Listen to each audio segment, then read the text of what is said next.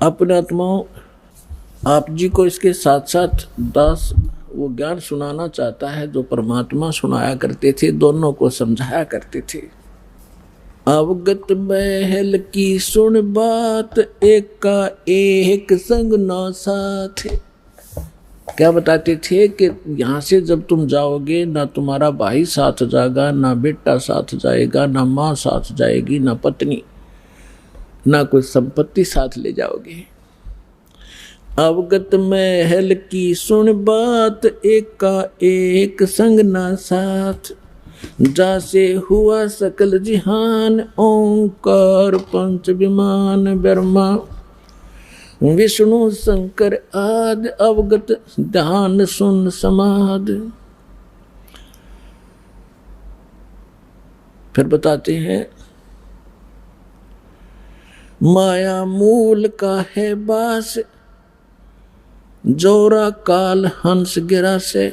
अंसा कौन विधि छूटे, के जोरा काल तिसे लूटे। कि कैसे तुम्हारा छुटकारा होगा, काल तुम्हें भ्रमित कर रहा है, तुम्हारी पुण्य कमाई को वह स्वर्ग में लूट लेता है। फिर उत्तर देते हैं, सतगुरु मिले संत सुजान, तो या मिटे आवादान। नेमी नेम कर भूले, उर्दमुख पीहिंग कस झूले।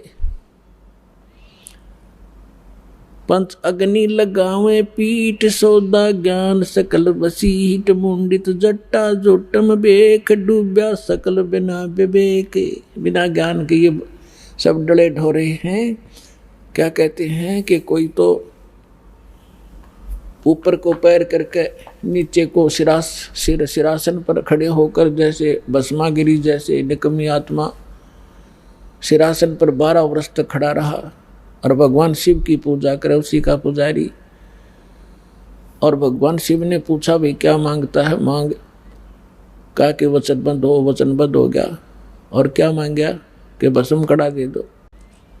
किस लिए तपस्या कर रहा था कि शिव जी ने मार दूंगा, पार्वती में पत्नी बनाऊंगा। ऐसे दुष्ट तो और इसी तगड़ी साधना करते दिखेंगे तो तगड़ा भगत होगा। तो परमात्मा कहते प्रथम तो ये साधना शास्त्र विरुद्ध, और फिर तत्व ज्ञान बिना ये विकार मिटे नहीं। नेमी नेम कर भूले, उर्दमुखी पीहिंग कुछ झूले। कोई तो ऊपर न पैर करके नीचे निसर, या कोई पींग ऐसे झूला सा डाल कर उसमें खड़े होकर तपस्या करते हैं।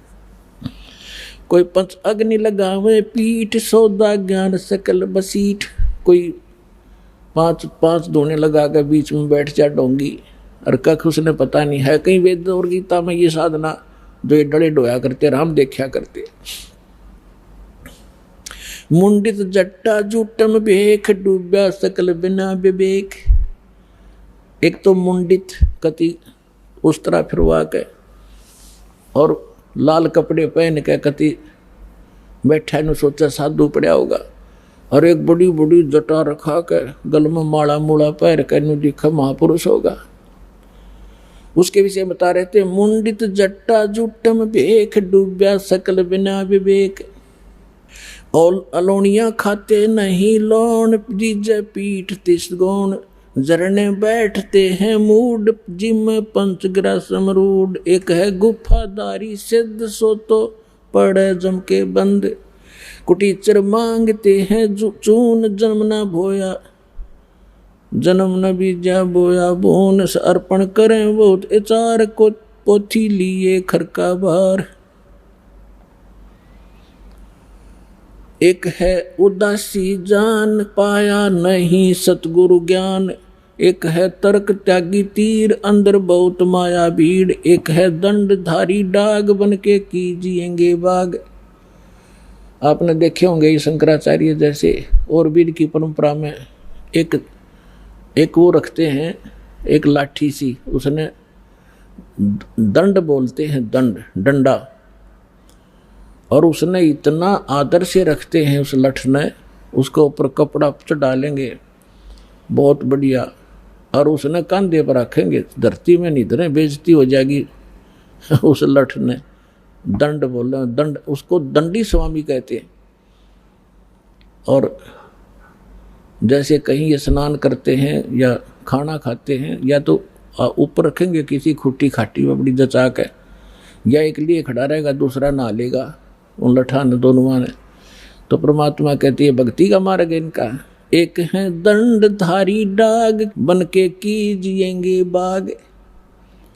आज ये साधना ठीक ना करके ये मनमुखी जो साधनाएं कर रहे हैं, अगले जन्म में ये जंगल में अन्य प्राणियों की योनियों में जाएंगे। एक तो नगन है नागा जिसे नहीं सूझता आगा, ये नागा फिरते हैं। कहते एक नगन है नागा जिसे नहीं सूझता आगा, यानी उसको भविष्य का ज्ञान नहीं। आज यो नीवस्त्र घूम रहा है और इसी में मानते हैं कि मैं त्यागी और वैरागी हूँ। अगर नंगा रहने तो भगवान मिला, ये पशु पक्षी सारे ना नंगे फिरे, फिर ये तो आपसे पहले प्राप्त कर लेते और जंगल में ही रहते। परमात्मा ने अकल दी है, अपने जितना गर्मी सर्दी से बचने के लिए वस्त्र पहनो और किसी भी अपने क्षेत्रानुसार अपने किसी प्रकार के कपड़े पहनो, लेकिन वो सुविधाजनक हो। अब जैसे आजकल देखा ये जीन की पैंट पहने लड़की भी लड़के भी, और उसने पैर के आड़ा सत्संग में आ जाए, वो बैठ नहीं सकते, उनको अलाउड नहीं यहाँ पर पैर के आना। अब ऐसा भी नहीं पहनना चाहिए जो बेमतलब की बकवाद हो। अब बैठा नहीं जा, बैठे बिना सत्संग सुना नहीं जा, थोड़ी देर में ये पैरों की नसें बंद हो जाए उनके पैर के बैठने से।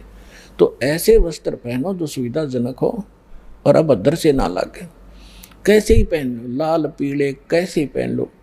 अब जैसे दाढ़ी रखो या ना रखो, जटा रखो या ना रखो, वो आपकी मौज है।